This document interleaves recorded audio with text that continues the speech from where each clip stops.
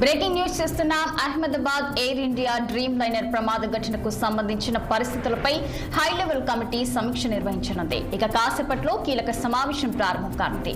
High level committee chairman, కేంద్ర హోంశాఖ కార్యదర్శి ఆధ్వర్యంలో విమాన ప్రయాణ భద్రత, అత్యవసర చర్చలపై చర్చించనున్నారు. భవిష్యత్తులో ఇలాంటి సంఘటనలు జరగకుండా నిరోధించడానికి సమగ్రమైన ప్రామాణిక ఆపరేటింగ్ విధానంతో సహా కీలక అంశాలను ప్రస్తావించనున్నారు. అటు హై లెవెల్ కమిటీ ఆధ్వర్యంలో విమాన ప్రమాదంపై దర్యాప్తు కొనసాగుతుంది. క్షేత్రస్థాయి దర్యాప్తు అనంతరం 3 నెలల్లో తన నివేదికను సమర్పించే అవకాశం ఉంది. ఇప్పటికే కీలకమైన సిడిఆర్, డిఎఫ్డిఆర్లను స్వాధీనం చేసుకున్నారు. సిడిఆర్, డిఎఫ్డిఆర్ ను డీకోడ్ చేసి ప్రమాద కారణాలను అధికారులు మరింత ఖచ్చితంగా తెలుసుకోనున్నారు.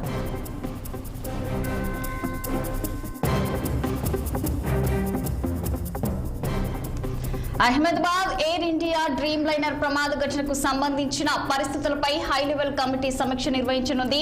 ఇక ఇదే అంశంపై మరింత సమాచారం మా ఢిల్లీ ప్రతినిధి అశోక్ రెడ్డి ఫోన్ లైన్ లో అందించేందుకు సిద్ధంగా ఉన్నారు. చెప్పండి అశోక్ రెడ్డి, మరి కాసేపట్లో కీలక సమావేశం ప్రారంభం కానుంది, అప్డేట్స్ ఏంటి?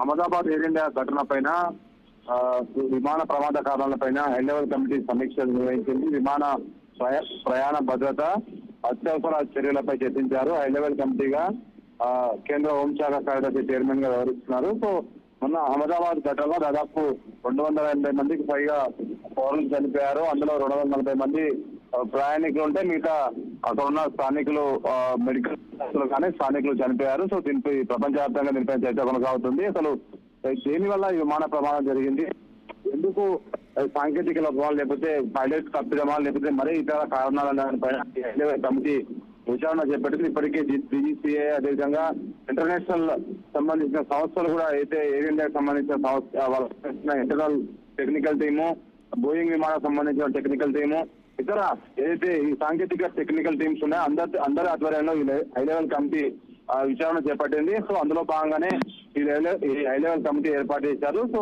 ఇది వారం రోజుల వ్యవధిలో ఈ కమిటీ కేంద్రానికి రిపోర్ట్ ఇవ్వాల్సి ఉంటుంది. ఎందుకు ఇలా ఏర్పడింది, వరుసగా ఈ మధ్య కాలంలో ఎయిర్ ఇండియా విమానాలకి ఎందుకు సాంకేతిక లోపాలు వస్తున్నాయని కూడా ఇది హై లెవెల్ కమిటీ విచారించబోతుంది. సో ఎయిర్ ఇండియా విమానాల్లో వరుసగా సాంకేతిక లోపాలు వస్తున్నాయి. ఉదయం కూడా శానిస్ఫోన్స్ నుంచి కోల్కతా, ముంబై ఎయిర్ ఇండియా విమానంలో ఇంజన్ లో సాంకేతిక లోపం, కోల్కతాలో నిలిచిపోయింది ఎయిర్ ఇండియా విమానం.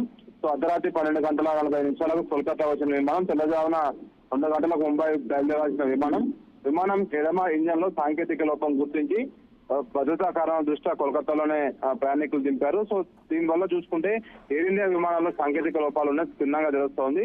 సో వీటన్నిటిపైన హై లెవెల్ కమిటీ రిపోర్ట్ ఇవ్వనుంది. Okay, thank you Ashok.